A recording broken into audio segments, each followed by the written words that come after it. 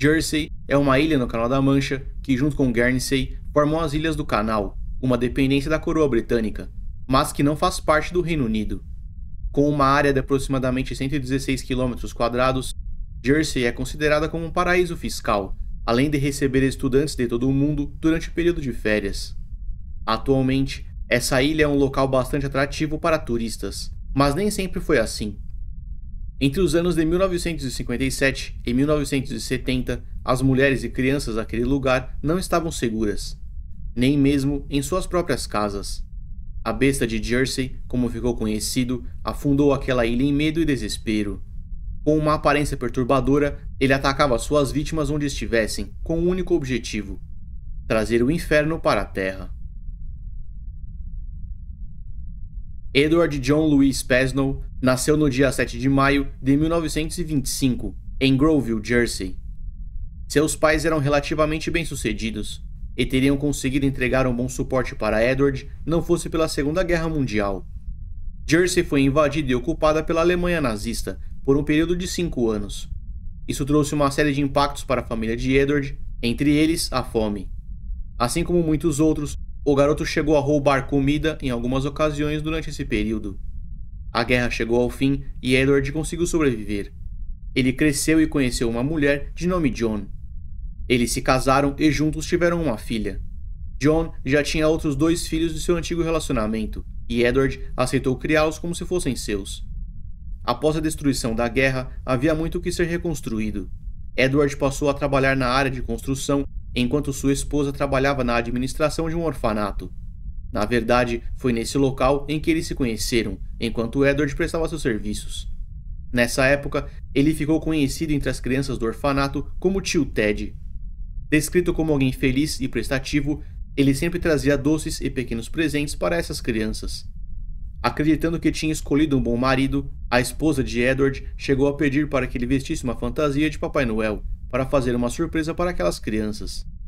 Edward era um trabalhador, sobrevivente da guerra, pai de família e adorado pelas crianças.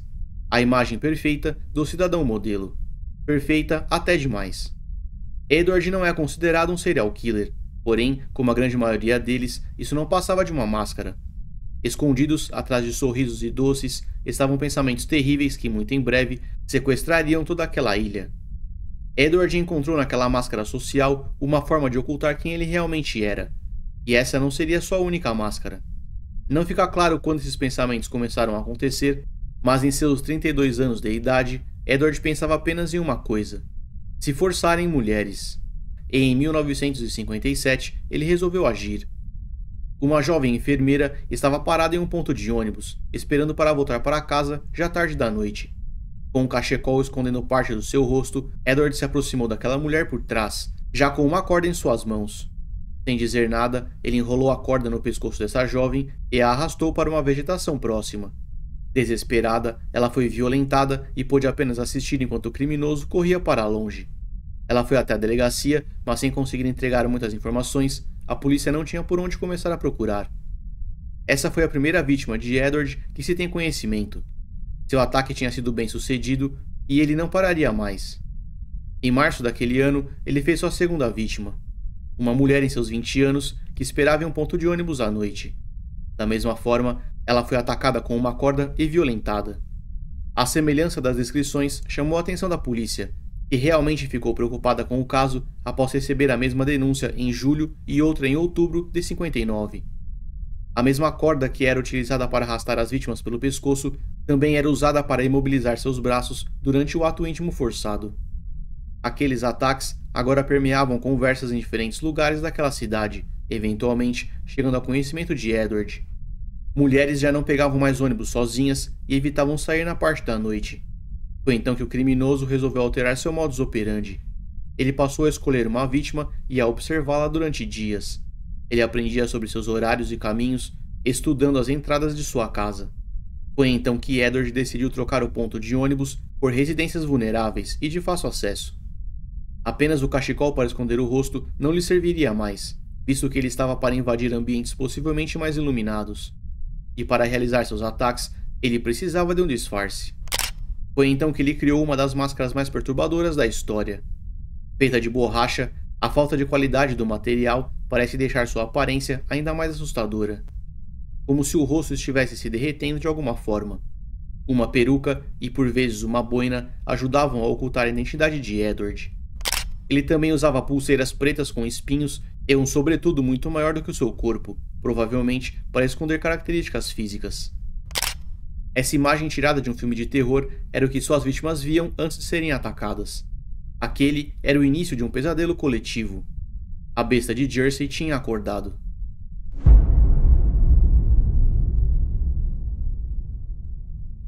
Em 1960, no Dia dos Namorados, Edward resolveu invadir um orfanato. No meio da noite, um menino de 12 anos acordou para encarar a imagem mais assustadora que veria em sua vida. Bem ali, em pé ao seu lado, estava um homem mascarado em meio à escuridão. Rapidamente, Edward pressionou sua mão contra a boca do menino, impedindo que ele gritasse. Esse garoto foi arrastado para fora do seu quarto e levado para o jardim, onde foi violentado por entre a vegetação. Aquela foi a primeira vez que Edward atacou um menor de idade. Sua perversidade agora tinha como alvo mulheres e crianças, atacando-as em suas próprias casas durante a madrugada. E como acontece com muitos casos parecidos, a esposa do criminoso alegou que não sabia sobre os ataques. Diferente de assassinos em série, Edward não parecia entrelaçar prazer e morte. Consciente do risco que estava correndo, ele optou por manter suas vítimas vivas após o ataque. Ele parecia ser motivado exclusivamente pelo ato íntimo forçado, agora não apenas voltado para mulheres. Antes de invadir sua próxima residência, Edward passou a cortar os fios de telefone na parte externa, impedindo que a vítima pedisse por ajuda. Um procedimento adotado pelo serial killer Dennis Rader, também conhecido como BTK. O modus operandi de ambos era um tanto parecido, com a exceção de que esse segundo não poupava a vida de suas vítimas. Durante os próximos anos, diversas mulheres foram até a delegacia com relatos semelhantes. Um homem, vestindo uma máscara e peruca, invadia sua casa já tarde da noite e as violentava. Em algumas dessas ocorrências, o criminoso chegou a ser descrito como um ser sobrenatural ou demônio, por conta de sua aparência. Como ele também atacava crianças, Edward por vezes é chamado de bicho-papão da vida real. Porém, o apelido pelo qual ficou mais conhecido foi a besta de Jersey. Isso porque, na falta de um nome, a polícia e a mídia precisavam de uma identificação. Ao longo de quase 15 anos, mulheres e crianças entregaram seus depoimentos em uma delegacia, na esperança de que o criminoso fosse capturado.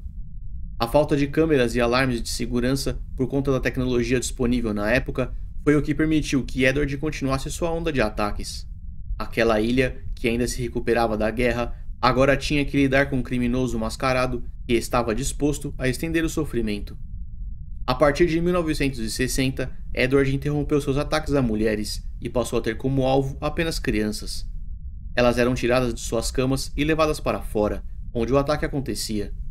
Dependendo do local, Edward chegava a levar sua vítima para muito longe, até que se sentisse isolado o suficiente. Nas vezes em que isso acontecia, ele se certificava de devolver a criança para a casa de onde a tinha sequestrado após o ataque. Entre 1950 e 1970, ao menos 13 pessoas foram vítimas da besta de Jersey. Para casos de violências dessa natureza, não é incomum que a vítima não vá à delegacia, tanto por medo como por vergonha. É possível que o número de vítimas de Edward seja muito maior, mas como ele nunca confessou, nós nunca saberemos. Desesperada e bastante pressionada, a polícia começou a bater na porta de todos os homens com algum registro criminal em seu nome. E um deles era Edward Pesnell. Assim como outros 13 sujeitos da lista de suspeitos, ele se negou a entregar suas digitais. Sua vida perfeita, entretanto, foi o bastante para afastar os agentes. Um pai de família, trabalhador e adorado pelas crianças, jamais permaneceria no radar da polícia por muito tempo, principalmente porque os agentes já suspeitavam de outro homem, um pescador e fazendeiro local, de nome Alphonse Legastelois. A polícia precisava dar uma resposta para a sociedade e, mesmo sem fortes evidências, resolveu prender esse homem. A besta de Jersey ganhou um rosto e a população agora sabia para quem deveria direcionar sua raiva. Algum tempo depois, esse homem foi solto por falta de provas, mas o estrago em sua vida já estava feito. Sua fazenda foi incendiada por populares e ele precisou fugir da cidade. Alphonse escolheu viver isolado por 14 anos, com medo de que, mesmo inocentado pela justiça, a população se voltasse contra ele. O desespero da polícia em prender o criminoso destruiu a vida de um inocente, enquanto Edward vestia novamente sua máscara. Os ataques continuaram mesmo após a expulsão do inocente, trazendo ainda mais pressão para a polícia local. A Scotland Yard resolveu assumir o caso e os ataques pararam, ao menos temporariamente. A esposa de Edward passou a levar alguns dos órfãos para sua casa, deixando que eles fossem supervisionados pelo marido. Essas crianças também foram alvos do criminoso, mas nenhum deles procurou ajuda na época. Após 2 anos de silêncio, Edward retomou seus ataques. Em abril de 1963, um garoto de 9 anos de idade foi a próxima vítima, e do dia para a noite, toda a população estava novamente entregue ao pânico. Porém, em 1966, as coisas ficaram ainda piores. A polícia de Jersey recebeu uma carta do criminoso. Eu acredito que seja a hora de eu dizer que vocês estão perdendo seu tempo, já que eu sempre consegui fazer o que eu queria. Eu nunca tive muito desta vida, mas tenho a intenção de conseguir tudo o que eu quero. Desta vez, a lua brilhará em setembro, porque será perfeito. Não um, mas 2. Eu não sou um maníaco de forma alguma, mas eu gosto de brincar com vocês. Vamos ver se conseguem me pegar. Com um texto repleto de provocações, ameaças e prepotência, Edward acreditava ser mais inteligente do que a polícia. Um pensamento comum para criminosos como ele. Impune já há muitos anos, ele tinha a certeza de que nunca seria preso. E em setembro, ele cumpriu suas promessas.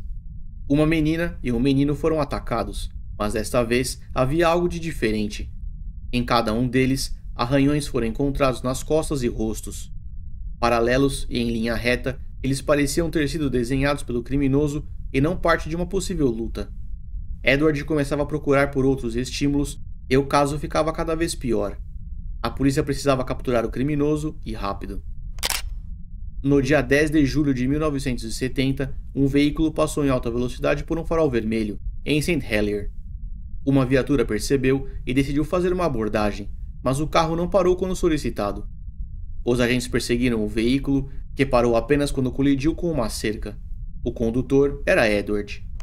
Em seus 46 anos, ele deixou o veículo e correu por alguns metros, até que foi alcançado e derrubado por um dos agentes.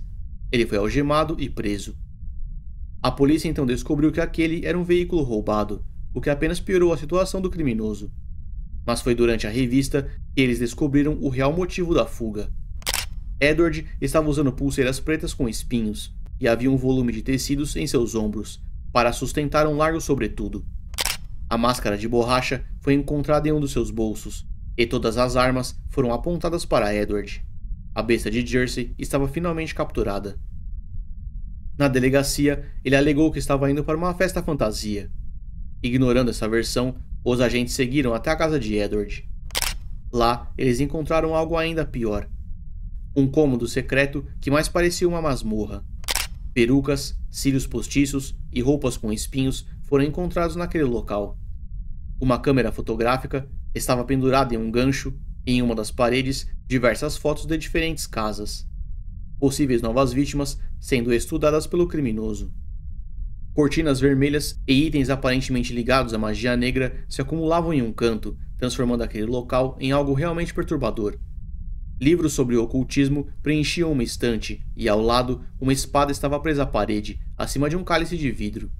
Dessa vez, os agentes sabiam que tinham pego o homem certo. Em seu interrogatório, Edward não confessou ou negou sobre os ataques. Ele apenas falava sobre rituais e maldições. No dia 29 de novembro de 1970, Edward John Louis Pesnell foi julgado culpado por 13 estupros e condenado a 30 anos de regime fechado. Sua esposa, John, alegou que não tinha conhecimento sobre os ataques. Após a prisão de Edward, ela escreveu um livro contando sua experiência de conviver com o criminoso. Nesse texto, ela diz que seu marido era alguém muito feliz e carinhoso. Ela atribuiu os ataques ao ocultismo, dizendo que quando questionava sobre suas saídas à noite, Edward nunca respondia, mas falava sobre maldições e rituais. É um texto um tanto fantasioso e parece ter sido escrito mais para vender o livro do que qualquer outra coisa. Em 1991, Edward foi liberado por bom comportamento e voltou à sociedade. Toda a fúria que um dia se voltou contra o inocente agora apontava na direção correta. Temendo pela própria vida, ele se mudou para a ilha de White. onde passou o resto dos seus dias. Nenhum outro crime foi atribuído a ele após a prisão. Edward Pesnell faleceu por ataque cardíaco aos 68 anos de idade, no dia 29 de julho de 1994.